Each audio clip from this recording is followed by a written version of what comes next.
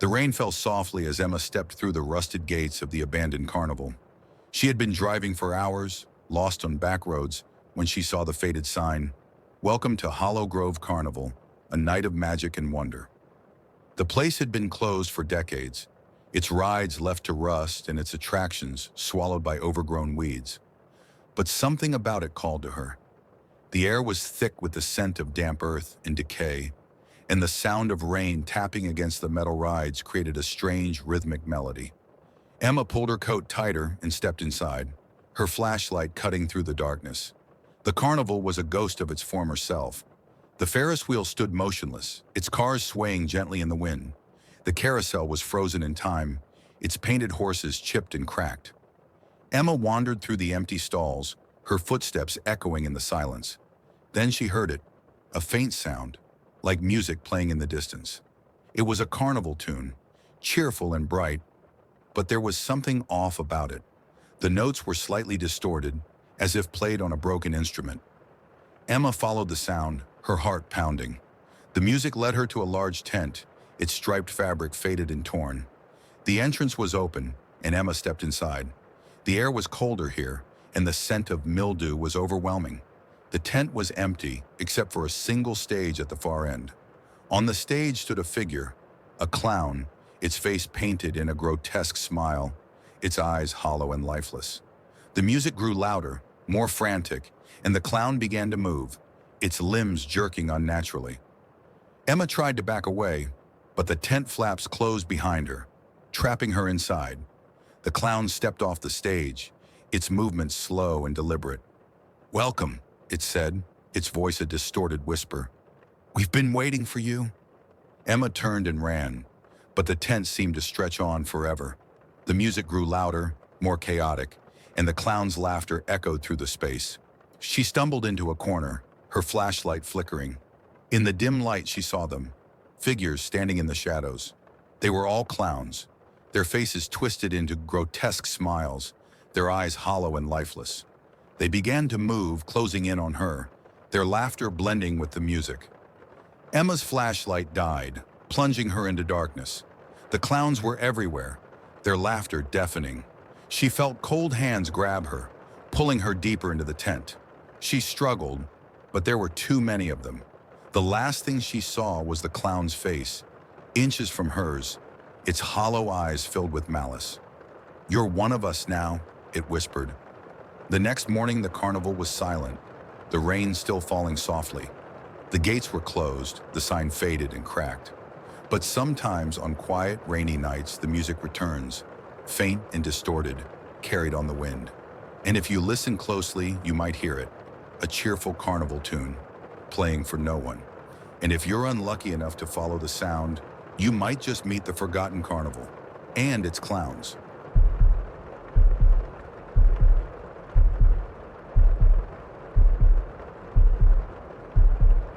The storm had been raging for hours when the lighthouse keeper, Thomas, saw the shipwreck.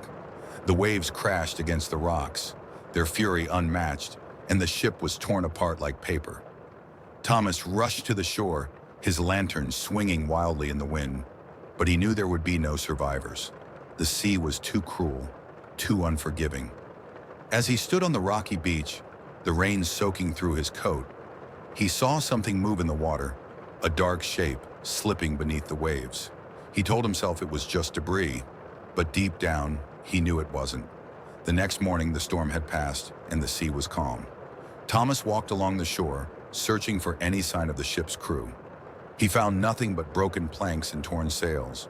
But as he turned to leave, he saw it, a figure standing on the rocks, its back to him. The figure was tall and thin, its skin pale and glistening in the sunlight. Thomas called out, but the figure didn't respond. It simply turned its head, revealing hollow eyes and a mouth twisted into a cruel smile.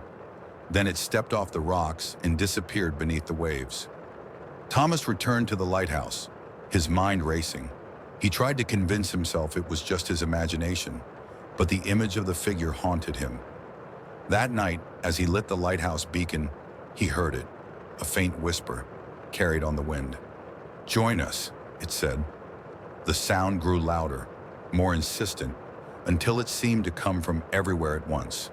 Thomas covered his ears, but the whispers were inside his head, echoing in his mind. He stumbled to the window and saw them, figures standing on the shore, their hollow eyes glowing in the darkness. They were calling to him, their voices blending into a haunting melody. The days passed, and the whispers grew louder. Thomas couldn't sleep, couldn't eat. He felt like he was losing his mind. One night, he found an old journal in the lighthouse, its pages filled with the previous keeper's handwriting. The entries told a horrifying story. The figures were the drowned, souls lost at sea and bound to the shore. They were searching for new victims, trying to drag others into the depths with them. The final entry was a warning. If you hear the whispers, leave the lighthouse. They will never stop.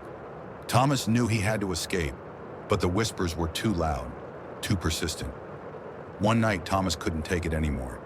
He left the lighthouse and walked to the shore, the whispers guiding him. The figures were waiting for him, their hollow eyes filled with sorrow. "Join us," they said, their voices blending into a haunting melody. Thomas stepped into the water, the waves pulling him deeper. The whispers grew softer, more distant, until they faded away completely. The figures dissolved into mist, and the sea grew still. The next morning, the lighthouse was empty, its beacon dark. The sea was calm, the waves gentle. But sometimes, on quiet, stormy nights, the whispers return, carried on the wind. And if you listen closely, you might hear them, faint, echoing, calling out to anyone who dares to approach the shore. And if you're unlucky enough to follow the sound, you might just meet the shadows beneath the waves.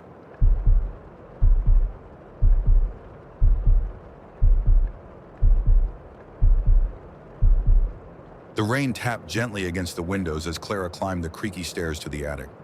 She had been cleaning out her grandmother's old house, a sprawling Victorian home filled with decades of memories and secrets.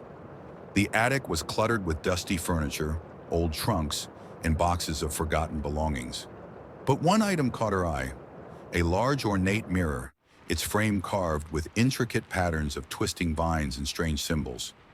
The glass was cloudy, as if covered in a fine layer of dust, but Clara couldn't resist wiping it clean. As she did, the air grew colder, and the attic seemed to darken around her. Clara stepped back, her reflection staring back at her from the mirror. But something was wrong. Her reflection didn't move when she did. It stood perfectly still, its eyes wide and unblinking. Clara froze, her heart pounding. The reflection tilted its head, a slow, unnatural movement, and smiled, a smile that Clara had never made. She stumbled back, knocking over a stack of boxes, and the reflection laughed, a sound that echoed through the attic. Clara turned and ran, slamming the attic door behind her. But the laughter followed her, faint and distant, like a whisper in the back of her mind. That night, Clara tried to sleep, but the sound of laughter kept her awake. She told herself it was just her imagination, but deep down, she knew it wasn't. The next morning, she returned to the attic, determined to uncover the truth about the mirror. She found an old journal in one of the trunks, its pages filled with her grandmother's handwriting. The entries told a horrifying story. The mirror had been a gift from a mysterious traveler, and it had brought nothing but misery. Her grandmother had written, "The mirror shows you what you fear most. It feeds on your terror. Do not look into it for too long, or it will take you." Clara felt a chill run down her spine. She had already looked into the mirror, and it had seen her. The days passed, and Clara began to notice changes. Her reflection in other mirrors didn't look quite right. Sometimes it would move on its own, or its eyes would follow her. The laughter grew louder, more frequent, and Clara felt like she was being watched. One night she woke to find herself standing in front of the mirror in the attic, her hand pressed against the glass. On the other side, her reflection stood, its face twisted into a cruel smile. "You're mine now," it whispered, its voice echoing in Clara's mind. She tried to pull away, but her hand was stuck, as if the mirror was pulling her in. Clara fought against the mirror's pull, her heart pounding. She remembered her grandmother's journal and the warning about the mirror feeding on fear. She closed her eyes, trying to calm herself, and the pull weakened. With a final desperate effort, she yanked her hand free and stumbled back. The reflection screamed, its face contorted with rage, and the mirror cracked. the glass shattering into 1,000 pieces. The laughter stopped, and the attic fell silent. The next morning, Clara gathered the broken pieces of the mirror and buried them in the garden. She left the house, never looking back. But sometimes, on quiet, rainy nights, she thought she heard the faint sound of laughter, coming from somewhere far away. And she wondered if the mirror had truly been destroyed, or if it was still waiting for its next victim.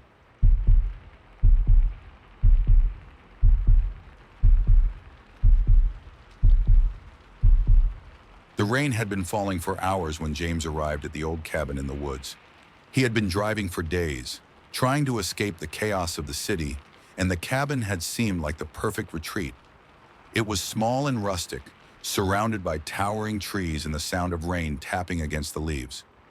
James stepped inside, the air thick with the scent of pine and damp wood. The cabin was cozy, with a fireplace, a worn sofa, and a single window that looked out into the dark forest. He lit a fire, the flames casting flickering shadows on the walls, and settled in for the night. As the fire crackled, James began to hear things: faint whispers, the sound of footsteps on the porch, the creak of the floorboards. He told himself it was just the wind, but the sounds grew louder, more distinct. Then he heard it, a knock on the door. James froze, his heart pounding. The knock came again, louder this time. He grabbed a flashlight and opened the door, but there was no one there, just the rain and the dark forest beyond. He closed the door, his hands trembling, and returned to the fire. But the knocking didn't stop. It grew louder, more frantic, until the door burst open and the fire went out.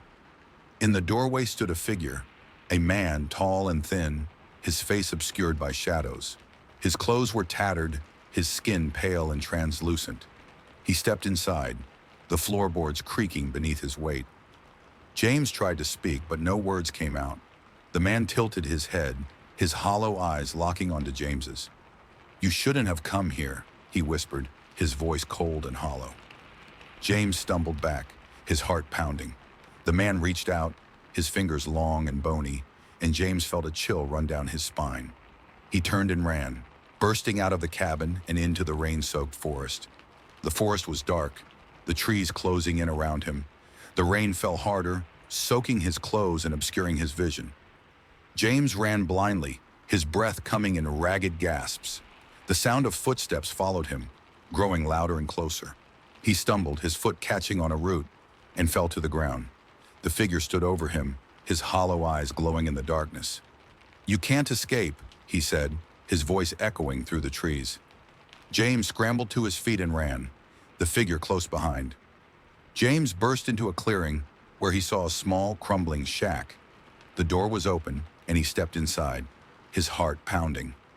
The air was thick with the scent of decay, and the walls were covered in strange symbols. In the center of the room was a table, covered in dusty books and papers.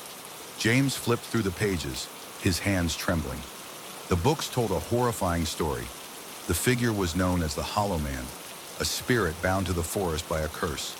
He had been a traveler, like James, who had stumbled upon the cabin and never left. The final entry was a warning. "If you find this, destroy the shack. It's the only way to stop him." James knew what he had to do. He grabbed a lantern from the table and lit it, the flames casting flickering light on the walls. The Hollow Man appeared in the doorway, his hollow eyes filled with rage. "You can't stop me," he said, his voice echoing through the shack. James threw the lantern, the flames spreading quickly.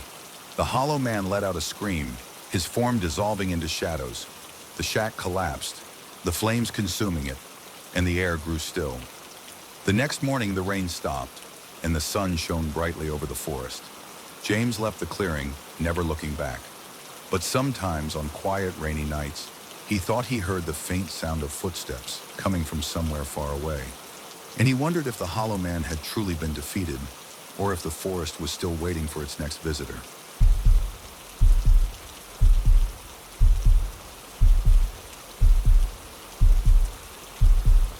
The rain fell softly as Eleanor stepped into the abandoned church. She had been drawn to the place by the faint sound of singing, a melody so beautiful it had lingered in her mind for days. The church was old, its stone walls cracked and ivy-covered. Its stained glass windows shattered. The air inside was damp and cold, the scent of mildew and decay heavy in the air. Eleanor walked down the aisle, her footsteps echoing in the empty space. The singing grew louder, more distinct, but there was no one there. Just shadows and the sound of rain tapping against the broken windows. Eleanor reached the altar, where a dusty choir book lay open. The pages were filled with handwritten notes, the ink faded with age. She ran her fingers over the notes, and the singing grew louder, more urgent. The air grew colder, and the shadows seemed to shift and move. Eleanor turned, her heart pounding. The pews were no longer empty. They were filled with figures, their faces pale and their eyes hollow. They were singing, their voices harmonizing in a haunting melody, but their mouths didn't move. The sound came from somewhere else, somewhere deep within the church. Eleanor tried to leave, but the doors were locked. The singing grew louder, more frantic, the melody twisting into something dark and unnatural.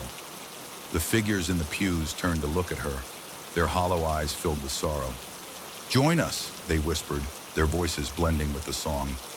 Eleanor covered her ears, but the sound was everywhere, inside her head, in her bones. She stumbled into a side room where she found a pile of old photographs.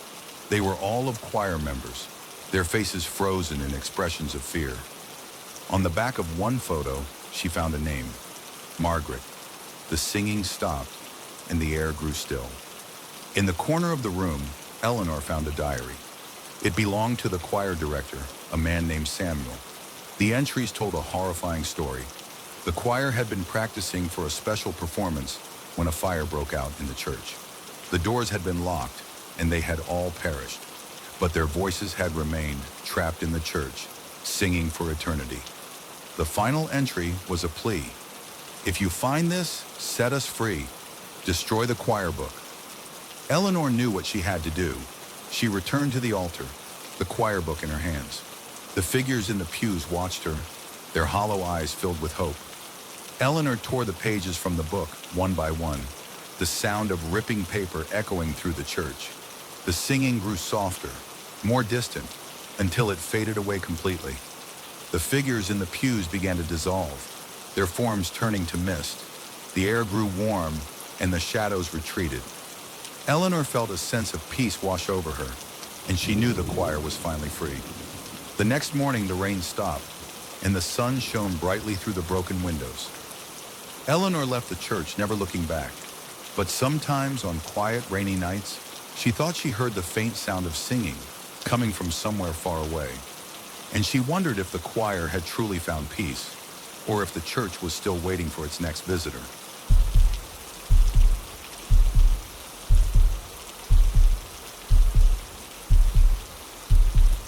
The rain had been falling for hours when Emily finally reached the house on Hollow Hill. She had inherited the old Victorian mansion from her late aunt, a woman she barely knew. The house loomed before her, its dark silhouette barely visible through the downpour. The windows were like empty eyes staring out into the night.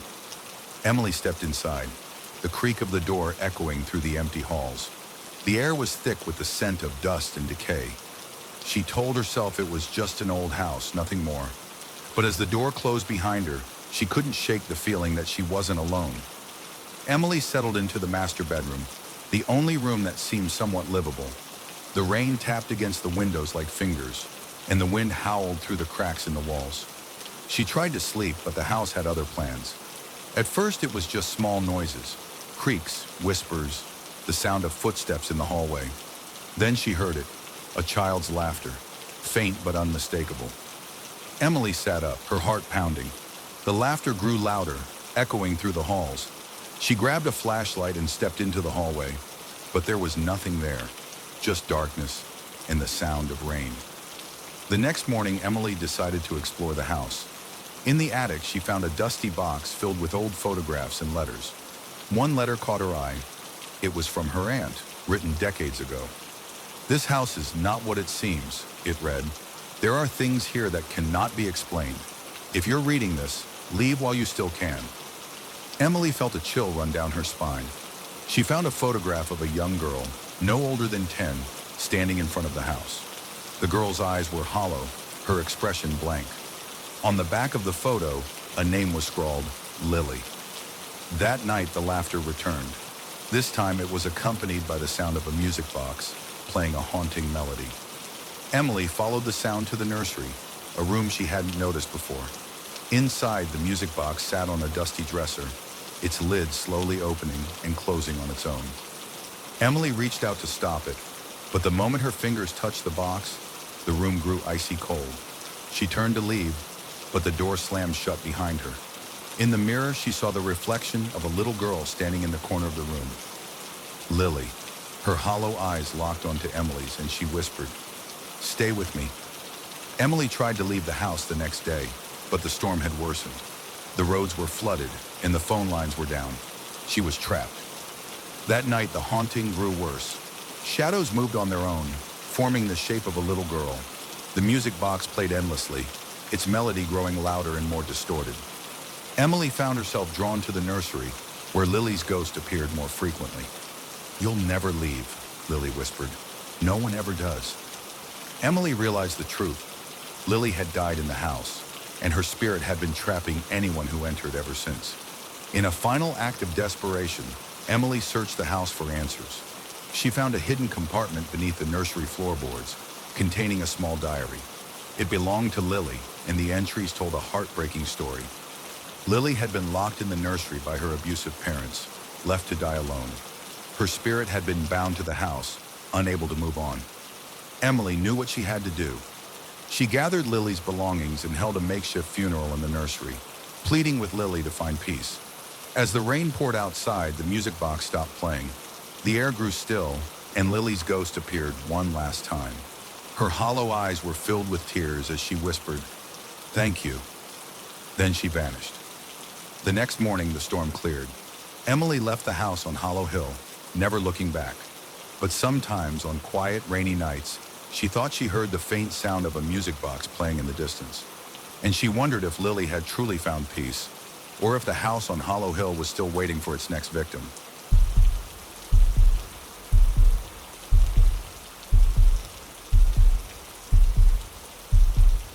The rain had been falling steadily for hours when Clara decided to take the shortcut through the woods.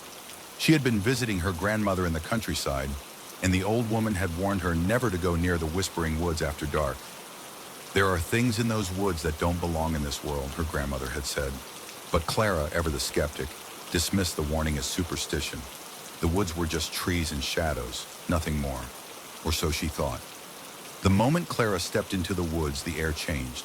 It grew colder, heavier, as if the trees themselves were watching her. The rain tapped against the leaves, creating a rhythmic, almost hypnotic sound. But beneath the rain, Clara heard something else, a faint whisper like voices carried on the wind. She told herself it was just her imagination, but the whispers grew louder, more insistent. They seemed to come from all around her, echoing through the trees. "Turn back," they said. "Leave while you still can." Clara quickened her pace, her heart pounding. The path ahead was barely visible in the dim light, and the trees seemed to close in around her. The whispers grew louder, more urgent. "You don't belong here," they hissed. Clara stumbled, her foot catching on a root. As she fell, her hand brushed against something cold and wet. She looked down and saw it, a child's doll, its porcelain face cracked and stained with mud. Its glassy eyes seemed to follow her as she scrambled to her feet. The whispers turned to laughter, high-pitched and cruel. Clara ran, her breath coming in ragged gasps. The trees seemed to twist and shift, blocking her path. The whispers were everywhere now, overlapping, screaming. "Stay with us," they pleaded. "Stay forever." Clara's flashlight flickered and died, plunging her into darkness. She stumbled blindly, her hands clawing at the air. And then she saw it, a faint light in the distance. She ran toward it, her legs burning, her chest tight. The light grew brighter, and she burst into a clearing. The whispers stopped. The woods were silent. In the center of the clearing stood an old crumbling cabin. Its windows were dark, its door hanging open. Clara hesitated, but the thought of going back into the woods was worse. She stepped inside, the floorboards creaking beneath her feet. The air was thick with the scent of mildew and decay. In the corner of the room, she saw a pile of old photographs. They were all of children, their faces frozen in expressions of fear.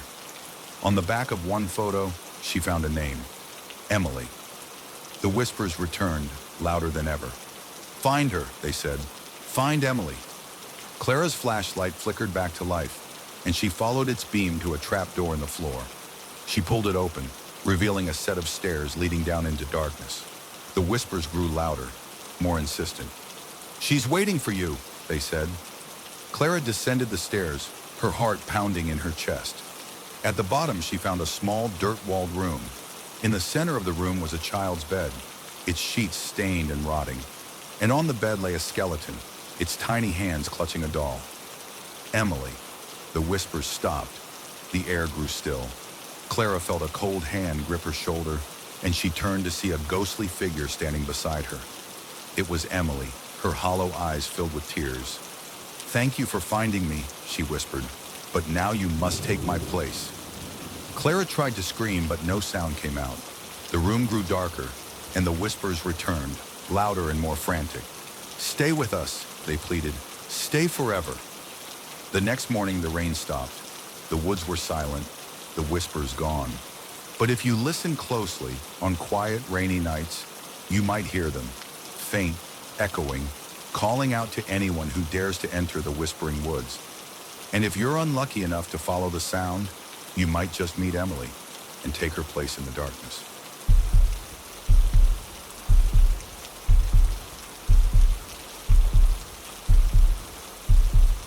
The storm had been raging for hours when Daniel's car broke down on the coastal road. The rain lashed against the windshield, and the wind howled like a wounded animal. Through the downpour, he saw it, a lighthouse, its beam cutting through the darkness. He had no choice but to seek shelter there. As he approached, the lighthouse loomed before him, its white paint peeling and its windows dark. The door creaked open as if inviting him in, and Daniel stepped inside, grateful for the respite from the storm. The interior of the lighthouse was damp and cold, the air thick with the scent of salt and decay. Daniel found a lantern and lit it, the flickering light casting long shadows on the walls. He climbed the spiral staircase, his footsteps echoing in the empty space. At the top, he found the control room, its machinery rusted and silent. The storm raged outside, the waves crashing against the rocks below. Daniel settled in, trying to ignore the feeling that he wasn't alone. As the night wore on, Daniel began to hear things. Faint whispers, the sound of footsteps on the stairs, the creak of the lighthouse door opening and closing. He told himself it was just the wind, but the sounds grew louder, more distinct. Then he heard it, a woman's voice, singing a haunting melody. The song seemed to come from everywhere and nowhere, echoing through the lighthouse. Daniel followed the sound, his lantern casting flickering light on the walls. The singing grew louder, more urgent, until he reached the base of the lighthouse. There he saw her, a woman in a tattered dress, her back turned to him. She stopped singing and turned slowly, her hollow eyes locking onto his. You shouldn't have come here, she whispered. Daniel stumbled back, his heart pounding. The woman vanished, but the singing continued, now coming from above. He climbed the stairs, his legs trembling, until he reached the control room. The machinery was running, the beam of the lighthouse spinning wildly. In the center of the room stood the woman, her face pale and her eyes filled with sorrow. I've been waiting for you, she said. You're the one who can set me free. Daniel tried to speak, but no words came out. The woman pointed to a dusty journal on the floor. Read it, she said, and you'll understand. Daniel opened the journal, its pages brittle with age. It belonged to the lighthouse keeper, a man named Thomas. The entries told a tragic story. Thomas had fallen in love with a woman named Eliza, but she had died in a storm while trying to reach the lighthouse. Thomas had been unable to save her, and her spirit had haunted the lighthouse ever since. The final entry was a plea. If you're reading this, help her. Set her free. Daniel looked up, but Eliza was gone. The singing had stopped, and the lighthouse was silent. The storm began to clear, and Daniel knew what he had to do. He climbed to the top of the lighthouse and lit the beacon, its beam cutting through the darkness.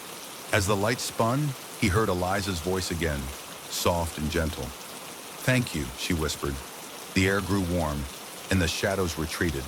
Daniel felt a sense of peace wash over him, and he knew Eliza was finally free. The next morning, the storm was gone, and the sun shone brightly over the ocean. Daniel left the lighthouse, never looking back. But sometimes, on quiet, stormy nights, he thought he heard the faint sound of a woman's voice, singing a haunting melody. And he wondered if Eliza had truly found peace, or if the lighthouse was still waiting for its next visitor.